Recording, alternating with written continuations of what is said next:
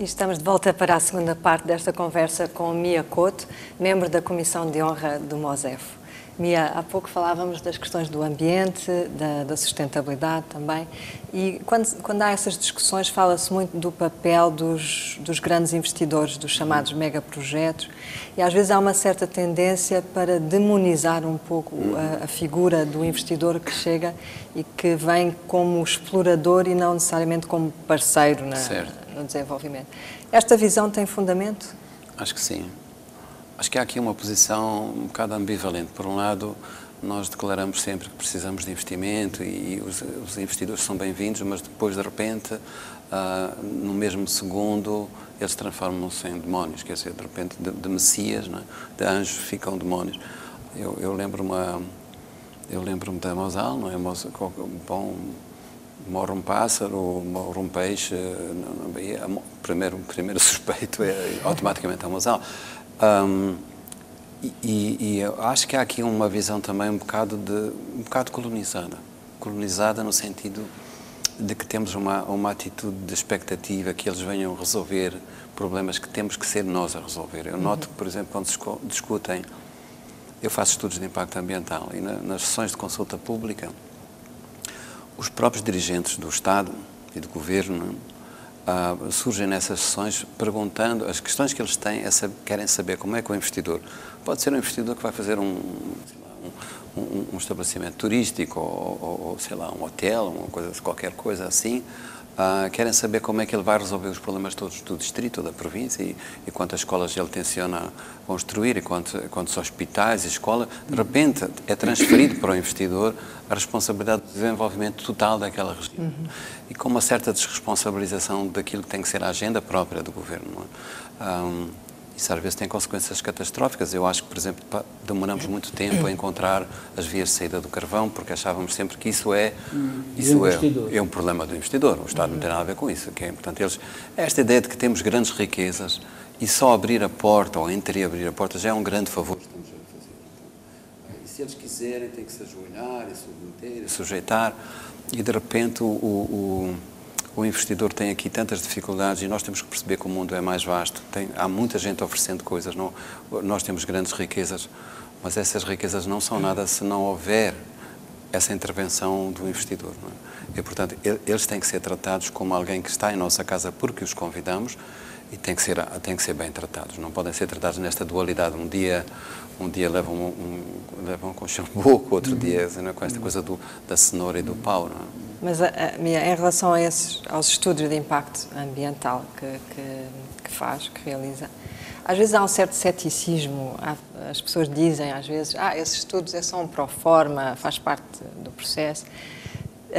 Que exemplo é que nos pode dar de alguma situação em que a decisão foi invertida, a decisão de investimento foi invertida por causa de um estudo de impacto? Por exemplo, havia uma decisão de se fazer queima dos pesticidas na Simpor, aqui na fábrica de cimentos de Matola. E por uma razão do estudo ambiental que depois foi revisto, a decisão foi bloqueada. É um exemplo, não é pequeno, que é, portanto, as consequências ambientais dessa decisão e sociais são enormes. Não é? Agora, eu acho que as pessoas têm alguma razão a pensarem que deveria haver muito mais, digamos assim, acompanhamento, principalmente o árbitro disto que seria o Estado, do ponto de vista de monitorar, fiscalizar, fazer uma revisão permanente da defesa dos interesses do país, devia ser uma coisa mais presente. Isso eu concordo. Um exemplo que não funcionou bem para mim foi o exemplo houve um outro projeto que foi chumbado por razões ambientais, foi o projeto do transporte fluvial do carvão. Não é? Mas eu acho que aí foi um erro do governo, que foi hoje provavelmente, porque se encarasse que isso era uma opção, uma alternativa a qualquer coisa que se fizesse em paralelo, não é? E portanto nunca o transporte fluvial não iria substituir aquilo que seriam as grandes outras vias de transporte, provavelmente hoje já teríamos mais uma hipótese de escolha, não é? para resolver um problema sério. Aí há uma questão que mencionou que acho que é crucial, é que também a capacidade do Estado de realmente monitorar quaisquer que sejam as recomendações geralmente é quase nula. A gente não existe.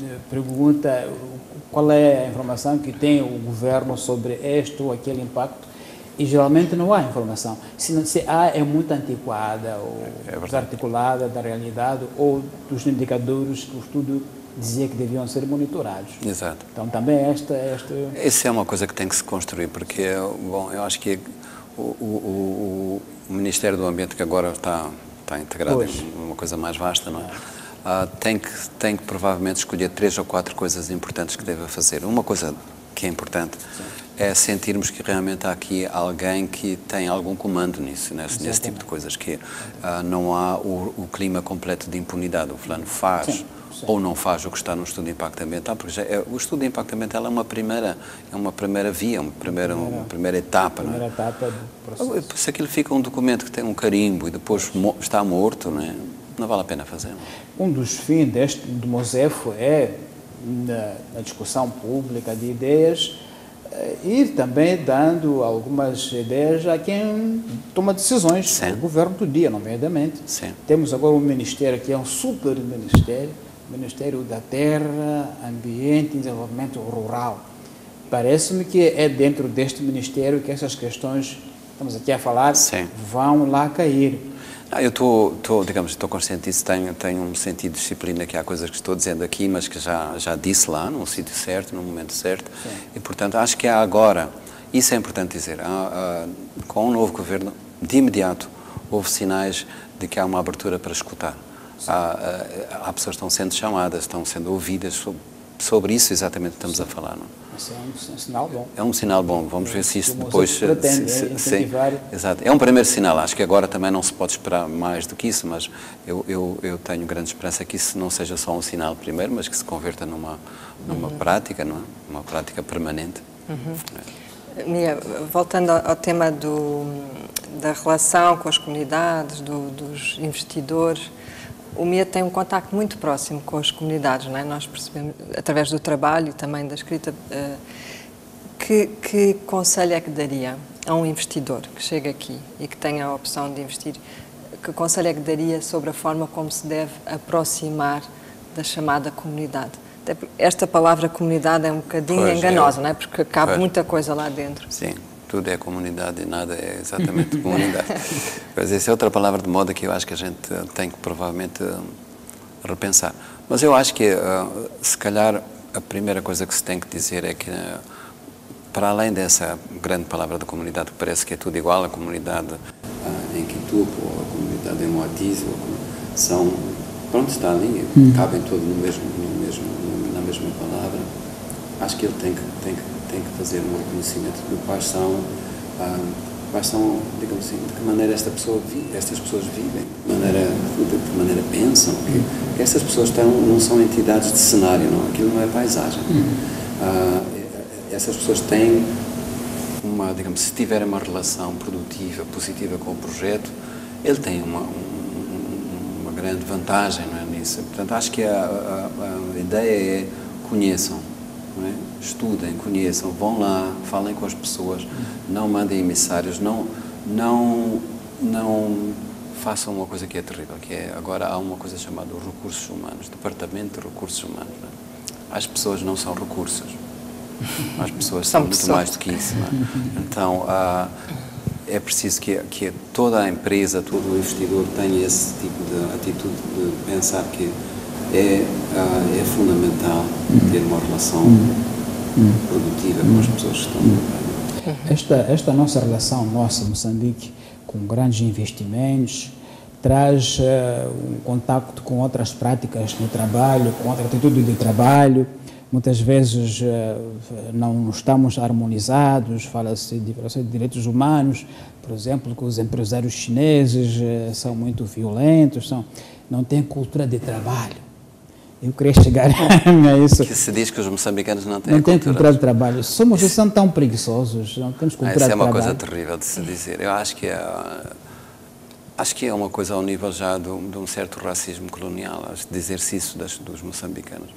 Acho que os moçambicanos têm várias culturas de trabalho, né? E as pessoas pensar que, bom, É preciso dizer duas coisas, para eu também não fazer o discurso de político. Não é? Por um lado, é preciso realmente mudar alguma coisa. É preciso que as pessoas não fiquem à espera. As pessoas tenham iniciativa. Portanto, nesse sentido de serem empreendedores, acho que esse discurso é positivo. Um discurso que já vem da governação anterior, que me parece positivo, que é, digamos, encorajar as pessoas a tomarem iniciativa e não ficarem à espera do grande pai. O grande pai pode ser o Estado, o partido, a família.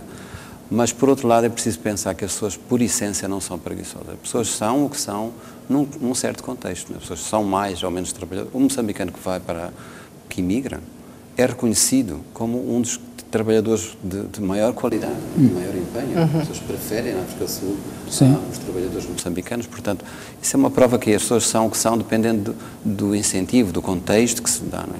Se a pessoa percebe que não vale a pena trabalhar muito porque o meu amigo que é primo ou é filho de alguém já está lá, já tem tudo, não precisa trabalhar, assim. Portanto, há aqui um exemplo, um valor que é passado às pessoas que nega esse outro discurso, né? que o que se tem é por mérito, é por valor, é por empenhamento de trabalho. A grande parte do nosso discurso é um discurso de, digamos, de reclamação de poder. E mesmo esta coisa da inclusão do valor moçambicano, né, do contexto local, do valor local, é uma coisa que provavelmente satisfaz uma parte da elite moçambicana. E eu acho que a elite moçambicana também tem que ficar satisfeita, mas não resolve o problema de fundo, que é como é que os outros moçambicanos, que são a grande maioria, ficam inclusos. Não é só porque X% da sociedade, das cotas, vão ficar com uma pequenina minoria, não é? Então acho que essa é que é a grande questão. Não, a questão que mencionava, ou falava de contexto, o moçambicano que vai para a África do Sul, eventualmente, ou geralmente, tem sucesso e é bem respeitado como um trabalhador. Alguém estava a contar-me, era um antigo mineiro moçambicano na África do Sul, que depois se reformou-se, voltou para aqui, estava numa fábrica local, e nessa fábrica havia meses sem salário. E houve greve. Então, diz que o patrão, depois, quando entraram em greve, foi explicar que, olha, na nossa empresa temos dificuldades de importação de matéria-prima e, portanto, não estamos a produzir. Ele dizia, eu não sabia disso, mas na África do Sul, o meu patrão explicava-me todos os meses qual é a situação da empresa. Eu, quando chego lá, tem um processo de indução na empresa. E me dizem qual é a minha meta e me explicam. E, portanto, aqui não há disso. Então, ele dizia, na verdade, o que não há é cultura empresarial aqui, não cultura de trabalho. Eu ia chegar aí já não tem a ver só com a cultura de trabalho, mas com a cultura empresarial. O contexto em que a pessoa trabalha é que muitas vezes determina se ele é ou não é produtivo. E parece que o nosso contexto de espera, receber, nos deve ter viciado um pouco. Bom, mas está a ver, o problema aqui, eu acho que aqui é um problema de coerência, né? Porque o discurso de quem, digamos, se revolta contra essa ideia de que as pessoas têm que ser empreendedoras e têm que conquistar com o seu trabalho, depois na sua própria vida pessoal isso não está bem espelhado, né? Porque alguns do que chamamos, há uma coisa terrível, os empresários de sucesso, não são tão empresários assim, em primeiro lugar, e também não têm tanto sucesso como a gente pensa, não é? Então, há uma falácia aqui, uma coisa que não é bem verdade. Mia, antes de terminarmos, só mais uma pergunta e também indo ao encontro do papel dos membros da Comissão de Honra, que de certa forma é de aconselhamento, orientação estratégica. Nós vamos ter em março a nossa primeira conferência temática, que vai ser dedicada ao setor da agricultura.